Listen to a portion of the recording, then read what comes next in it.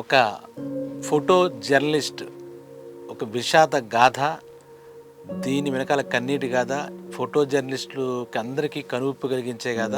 అంతేకాదు మానవత్వం మరిచిపోయి ఏదో స్టోరీని వైరల్ చేయాలి అనే తలంపుతో ఈరోజు ప్రపంచం అంతా ఉంది. అక్కడ ఎదురు మానవుడు చచ్చిపోతున్నా పట్టించుకోలేని నిస్సహాయ స్థితిలో ఉంటూ వాటిని ఫోటోలు తీస్తూ వాటిని వైరల్ చేస్తూ ఆనందిస్తున్నటువంటి పైశాచిక ఆనందాన్ని అనుభవిస్తున్నటువంటి అందరికీ కనువిప్పు కలిగించే గాథగా దీన్ని చెప్పుకోవాలి. ఇది యథార్థంగా జరిగింది. సౌత్ ఆఫ్రికా జోనెస్బర్గ్ చెందిన ఒక ఫోటోగ్రాఫర్, స్టిల్ ఫోటోగ్రాఫర్ అంటే లైవ్ క్యాప్చర్ అంటాం కదా, అలాంటి అతను తీసిన ఒక ఫోటోకి పులిట్జర్ అవార్డు, అంటే అది ఫోటోగ్రఫీలో చాలా అంతర్జాతీయంగా ఒక పెద్ద అవార్డు అనమాట. మనకి సినిమా వాళ్ళకి ఆస్కార్ ఎలా ఉంటుందో ఫోటోగ్రాఫర్స్ వాళ్ళ జీవిత కోరిక పులిట్జర్ అవార్డు అందుకోవడం అనేది ఉంటుంది. అక్కడ కెవిన్ అనే ఒక ఫోటోగ్రాఫరు, అతని లైఫ్ ఏంటి అనేది ఈ కథనంలో ఉంటుంది. ఇది 1993-94 చెందిన కథ. అయితే అక్కడికి సింపుల్గా చెప్పుకోవాలంటే ఒక్కసారి ఆ కెవిన్ కార్టర్ అని చెప్పి ఆ ఫోటోగ్రాఫరు సూడాన్లో జరుగుతున్నటువంటి కరువు కాటకాలు కవర్ చేయాలి. అతను ఏంటంటే సెన్సేషనల్ ఫొటోస్ ఇవ్వాలి, దానికి క్యాప్షన్స్ పెట్టాలి, లైవ్ క్యాప్చర్ చేసుకోవాలి. ఆ రకంగా కీర్తి ప్రతిష్టలు డబ్బు గడించినటువంటి ఒక యువకుడు అన్నమాట. అతని లైఫ్లో చాలా ఒడిదుడుకులు ఉన్నాయి, చాలా రకాలుగా అతని మలుపులు ఉన్నాయి, రకరకాల విషాదం ఆయన జీవితంలో ఉంది కెవిన్ విషయంలో. అలాగే అక్కడ అతను ఏం చేస్తాడంటే ఎన్నో ప్రముఖమైనటువంటి పత్రికలకి, ఇతను సౌత్ ఆఫ్రికాలో ఉంటున్నటువంటి జోహానస్బర్గ్లో ఉండేవాడు. అక్కడ మ్యాగజైన్ అన్నింటికి కూడా ఈ ఫోటోలు అవి ఇస్తూ ఉండేవాడు అనమాట. తీసి దానికోసం చాలా శ్రమించేవాడు, ఎక్కడెక్కడికి వెళ్ళి అవన్నీ కవర్ చేసుకెళ్ళేవాడు. ఒక్కసారి సూడాన్లో చాలా బీభత్సమైనటువంటి కరువు జరుగుతున్న ప్రాంతంలో అక్కడికి వెళ్తే ఒక చిన్న పసివాడు ఆకలి బక్క చిక్కిపోయి ఉన్నాడు, అలాగా పడిపోయి ఉన్నాడు, నేలపైన పడిపోయి ఉన్నాడు, చాలా దుస్థితి. అటువంటి పరిస్థితుల్లో మనకి చెప్పుకోదగ్గ విషయం ఏంటంటే అక్కడ ఆ పసివాడు అలా పడిపోయి ఉన్నాడు, ఇలా మోకాళ్ళ మీద పడిపోయి ఎవరైనా ఏదైనా కనికరించి ఏదైనా ఇస్తే కానీ బతకలేడు, శ్వాస వచ్చి పడిపోయినట్టు ఆల్మోస్ట్ కోమా స్టేజ్లో ఆ పసిపాలివాడు, అంటే బక్క చిక్కిపోయి నరాల గూడు ఒళ్ళంతా గూడు, అక్కడ ఉన్నాడా పోయాడు కూడా అటువంటి ఉంటే దాని వెనకాల ఒక రాబందు, ఈ పిల్లవాడికి ఆకలితో చచ్చిపోయేలా ఉన్నాడు, అలాగే రాబంది కూడా బాగా ఆకలిగా ఉంది, వాడు చచ్చిపోతే వాడి శవం ఎత్తుకుని వెళ్ళిపోదాం, దాన్ని తినేద్దాం అనే ఉద్దేశంతో రాబందు అక్కడే వేచి చూస్తుంది అనమాట. ఇతనికి ఈ పరిస్థితి తెలియజేయాలనే ఉద్దేశంతో దాని వాంటింగ్ ఏ మీల్ అని ఒక హెడ్డింగ్ పెట్టి ఆ పసిపిల్లవాడు ఆకలితో బక్క చిక్కి ఉన్న వాడి వెనకాల రాబందుని పెట్టి ఒక ఫోటో తీసాడు. అది తీసి దాన్ని పంపించాడు. హిందుస్థాన్ టైమ్స్ ఏదో మ్యాగజైన్ పంపిస్తే వాళ్ళు ప్రచురించారు. వాంటింగ్ ఏ మీల్ అని హెడ్డింగ్ కూడా పెట్టాడు దానికి. అలా పెడితే ఆ ఫోటోకి అప్పటిదాకా అంతకు ముందు ఈ కెవిన్ కార్టర్ యొక్క ఫ్రెండ్ ఊటర్ బ్రోక్ అని చెప్పి వాడికి ఒక అల్లర్లకి ఏదో ఒక ఫోటో తీస్తే వాడికి పులిట్జర్ అవార్డు వచ్చింది, వీడి బెస్ట్ ఫ్రెండ్, ప్రాణ స్నేహితుడు. అప్పటి నుంచి వాడి మీద అసహనం పెంచుకున్నాడు, అలాంటి అవార్డు సంపాదించాలని కోరికగానే ఉన్నాడు అనమాట. ఏదైతే ఈ వాంటింగ్ ఏ మీల్ అని చెప్పి ఒక బక్క చిక్కిన చిన్న పసివాడు దాని వెనకాల ఆకలితో అల్లాడుతున్నాడు రాబందు, ఎప్పుడైతే వాడికి సమయం చూసి వాడిని తినేద్దామని ఎదురు చూస్తుందో ఆ కరువు పరిస్థితికి ప్రత్యక్ష సాక్షిలాగా ప్రతిబింబంలాగా ఆ ఫోటోని తీశాడు. ఎందుకంటే ఆ ఫోటోగ్రఫీ తీయడంలో అతను నిష్ణాతుడు కాబట్టి అది తీశాడు. దానికి అతను అనుకున్నట్టుగా అందరి సమక్షంలో చప్పట్లతో వచ్చింది, అవార్డు వచ్చింది, పులిట్జర్ అవార్డు వచ్చింది. అతని జీవితంలో అతను అనుకున్నటువంటి అవార్డు చేశాడు. అయితే ఏదైతే మ్యాగజైన్ ఉందో ఆ మ్యాగజైన్కి ఆ ఫోటో పడినప్పటి నుంచి ఫోన్లు రావడం మొదలెట్టమాట జనం దగ్గర నుంచి. ఏమండి ఇంతకీ ఆ ఫోటో తీశారు కదా, అక్కడ పడిపోయి ఉన్నటువంటి ఆ బాబు బతికే ఉన్నాడా ఏంటి అని చెప్పి ఆ రిసెప్షన్కి తెగ ఫోన్లు అనమాట. ఆ ఫోటో చూస్తే అందరూ హృదయాలు ద్రవిస్తున్నాయి. ఆ బాబు ఉన్నాడా లేదా, ఇంతకీ ఆ రాబందు చంపేసిందా, వాడే చచ్చిపోయాడా, అది ఎత్తుకెళ్ళిపోయిందా, ఇటువంటి సందేహాలతో ఉంటే ఇంకా అక్కడ రిసెప్షన్ కానీ ఆ మ్యాగజైన్కి రావడం, ఈ కేలిన్ తీసినటువంటి వాంటింగ్ ఏ మీల ఫోటో గురించి రకరకాల జనాలందరూ కూడా స్పందిస్తూ ఫోన్లు చేయడం మొదలుపెట్టారు. ఇంతకీ ఆ బాబు ఏమైపోయాడా, ఆ పసివాడు ఏమైపోయాడా, బక్క చిక్కిన ప్రాణి ఆకలితో అల్లాడుతున్నటువంటి ఆ ప్రాణి ఏమైపోయాడు, వాడు చచ్చిపోయాడా, రాబందు వాడిని ఎత్తుకెళ్ళిపోయిందా, ఇలాంటి క్యూరియాసిటీ ఆ ఫోటో తీసిన వ్యక్తి ఎవరంటే ఆయన అడగండి అని చెప్పేసి ఫోన్ రావడం మొదలెట్టే. వాళ్ళు సమాధానం చెప్పలేక కెవిన్ కార్టర్కి ఫోన్ చేసి ఇలా అడుగుతున్నారు, కెవిన్ మీరు ఏంటి, మీరు సమాధానం చెప్పాలి అంటే ఆయన అక్కడికి వచ్చాడు. అక్కడికి వచ్చినప్పుడు అక్కడ ఒక అద్భుతమైన సంఘటన జరిగింది. ఏంటంటే ఫోన్లు వస్తుంటే ఇతనే ఆన్సర్ చేయడం మొదలుపెట్టాడంటే నాకు తెలియదండి, నాకు తెలియదండి, నాకు తెలియదండి, తర్వాత ఏం జరిగిందో నాకు తెలియదండి అనేది నిజంగా కూడా ఇతను తెలుసు. ఇతను అవార్డు కోసం ఆ ఫోటో తీసాడు తప్పితే ఆ పసివాడు ఎవడు, అతన్ని కేంద్రానికి తీసుకెళ్దాం, అక్కడెక్కడైనా నిలబెడదాం, వాడిని రక్షిద్దాం అనే ఆలోచన అక్కడ ఆ టైంలో అతనికి లేదు. రాబందు నుంచి ప్రాణంతో ఉన్నాడు, ఆ పసిపిల్లవాడిని తీసుకెళ్దాం, ఆ సేఫ్ జోన్కి తీసుకెళ్ళి అక్కడ యుఎన్ వాళ్ళకి సంబంధించిన ఒక కేంద్రం ఏదో ఉంది, వీళ్ళందరినీ ఆ శిబిరం, ఈ అనాథ శిబిరం లాంటి శిబిరం ఉంది, ఆ శిబిరంలో అతను పెట్టాలన్న స్పృహ ఇతనికి ఆ టైంకి రాలేదు. ఫోటో తీసుకున్నాడు, పేరు రావాలి, అవార్డు రావాలి, వచ్చేసింది, అయిపోయింది. అలా అందరూ అడగడం, వీళ్ళు ఏమంటే పత్రికా యాజమాన్యం మీరే మాట్లాడుకోండి, మాకెందుకండి ఈ గొడవ అంతా, మీరు తీశారు కదా మీరు ఫోటో అంటే కెవిన్ ఫోన్ అందుకుంటూ ఉంటే అక్కడ మీకు అందరూ అడిగితే నిజానికి కూడా కెవిన్ కార్టర్ ఆ తర్వాత వచ్చేసాడు, అతనికి ఏం తెలియదు, ఫోటో అయితే తీసాడు కానీ తెలియదు. అలా తెలియదు అంటే అక్కడ ఫోన్ చేసినటువంటి ఒక అమ్మాయి ఏమడిగింది అంటే తెలియదు అన్నాడు. తెలియదు అంటున్నారు కదా, మీకు ఒక విషయం చెప్తాను అంటే, మీరు ఫోటో తీశారు కదా, అక్కడ మీరు ఆ సమయంలో ఆ పసిపిల్లవాడి దగ్గర ఒక రాబందు ఉందని రాశారు కదా, నాకు ఇప్పుడు అనిపిస్తుంది ఆ ప్రాంతంలో 2 రాబందులు ఉన్నాయి అని చెప్పి అందట అమ్మాయి. చిన్న ఫోన్ చేసి ఒక యువత ఎవరో, ఆ మాటలతో వీడు చాలా చచ్చిపోయాడు ఒక రకంగా. 2వ రాబందు ఎవడు ఆ అమ్మాయి దృష్టిలో? నువ్వు ఆ పిల్లవాడిని ఆ ఎముకల గూడుల చావుకు దగ్గరగా ఉన్న ఆ పిల్లవాడిని నువ్వు కనీసం అక్కడి నుంచి తీసుకెళ్ళి అనాథ శిబిరంలోనో ఎక్కడోనో పెట్టకుండా కనీసం మినిమం సాయం మానవత్వానికి మచ్చలాగా నువ్వు చేసావు అని చెప్పే ఉద్దేశం. 2 రాబందులనే, నువ్వు రాబందువే, వాడిని చావడానికి నువ్వు కూడా కారణమయ్యావు అన్న టైప్లో ఆ మాట వీడిని గుచ్చుకుంది. అప్పటి నుంచి వీడికి ఒక నిర్వేదం లోపల, ఏం చేయాలో తెలియని పరిస్థితి. ఆ పరిస్థితుల్లో వాడికి తట్టుకోలేకపోయాడు అన్నమాట. తట్టుకోలేక చూశాడు.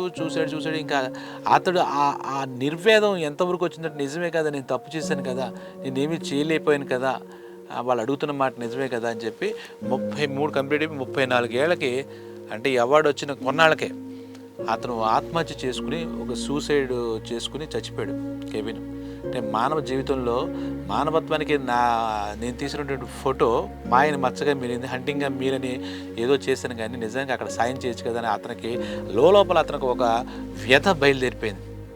అదే సమయంలో అతని ఫ్రెండ్ అంత ముందు కూడా ఇంత చెప్పుకున్నాం కదా, బెస్ట్ ఫ్రెండ్ ఓస్టర్ బ్రోక్ అని, అతను కూడా ఒక అల్లర్లలో, అంటే అక్కడ దక్షిణాఫ్రికా ముఖ్యంగా నల్ల జాతీయులు తెల్ల జాతీయులు అంటే కలర్స్ మీద ఫైట్ జరుగుతూ ఉండేదన్నమాట.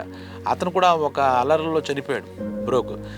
ఈ పరిస్థితి తన బెస్ట్ ఫ్రెండ్ చచ్చిపోవడం, తర్వాత ఏమో ఇతను ఈ కెవిన్ కార్టర్ కొన్ని పరిస్థితులు డ్రగ్స్కి బాగా అలవాటు పడిపోవడం, ఇక ఏ పని చేయలేకపోవడం, ఈ ఒక్క సంఘటన తన జీవితంలో కదిపేసింది కుదిపేసింది అనమాట.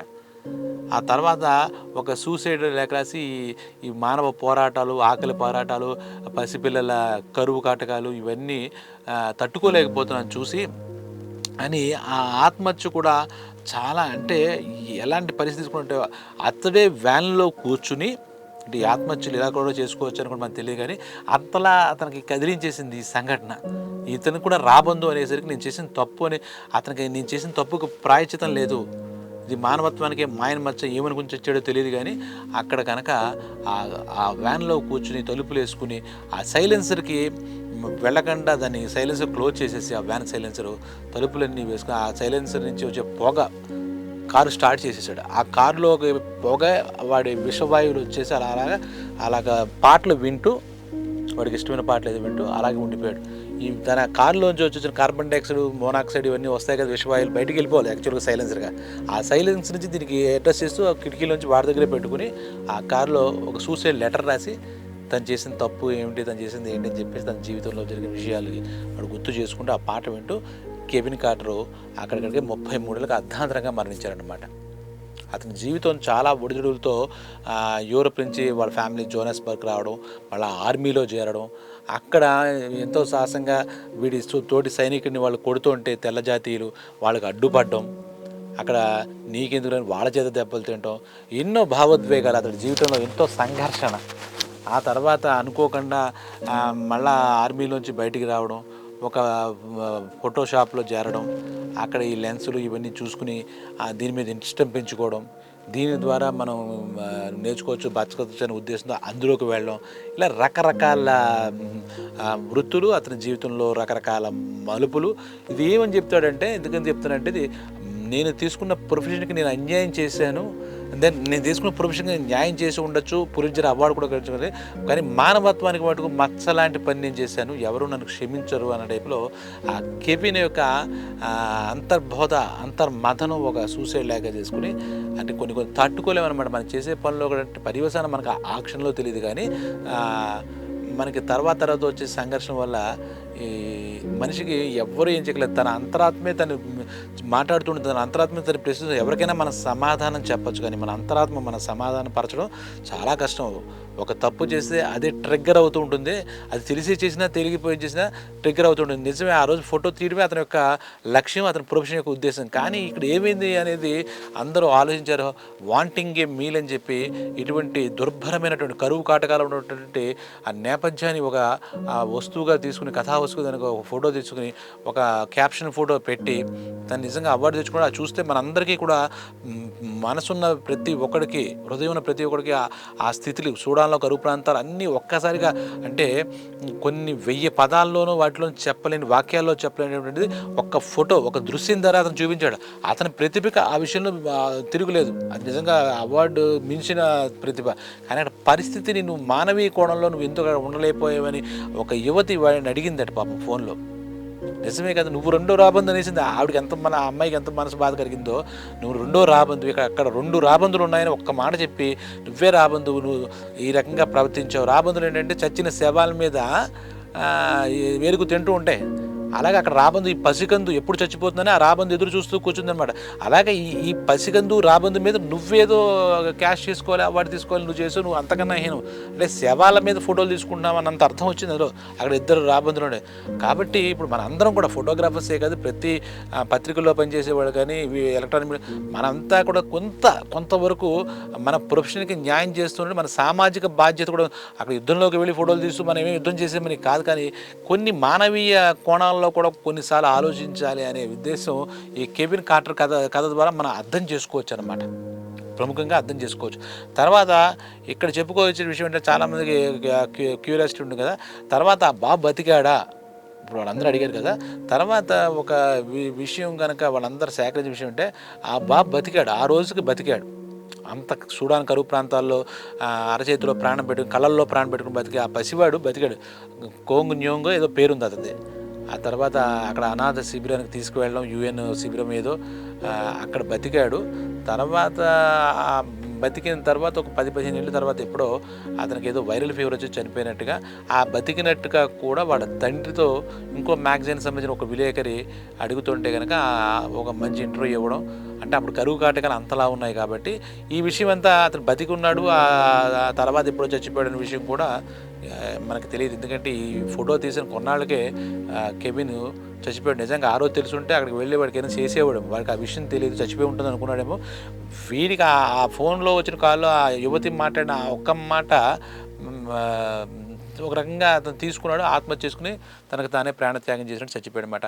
కాబట్టి ఈ కెవిన్ స్టోరీ మనకి అంటే అతను చేసిన వాంటింగ్ ఏ మీల్ అనేది ఒక పసికందు ఆకలికి అల్లాడి కళ్ళల్లో ప్రాణం పెట్టుకుని అలా పడి ఉన్నాడు అనే దాన్ని చూస్తే అందరికీ దయనీయంగా, అందరికీ హృదయం విచారకరవుతుంది.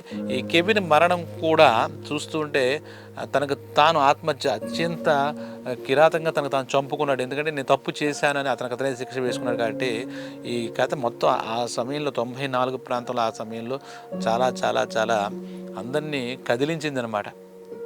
కదిలించింది, మొత్తం అందరినీ ఆలోచన చేసింది. ఇదో ఫోటోగ్రాఫర్ సంబంధించిన కథ ఇంకోటే కాదు, అక్కడ మనలో కూడా ఒక్కోసారి రాబందులు ఉంటూ ఉంటారు. ఏదో శవాలు పీక్కుని రాబందులు అంటారు కదా, అలా మనకి ఏదో కలిసి వస్తుందంటే మనం మన మానవతని మర్చిపోతూ ఉంటాం.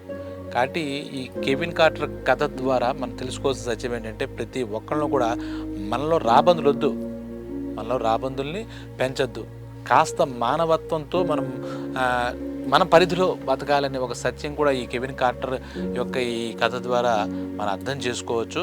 కాబట్టి ఇటువంటి మరో మంచి కథతో మళ్ళీ మీ ముందుకు వస్తాను. నమస్తే.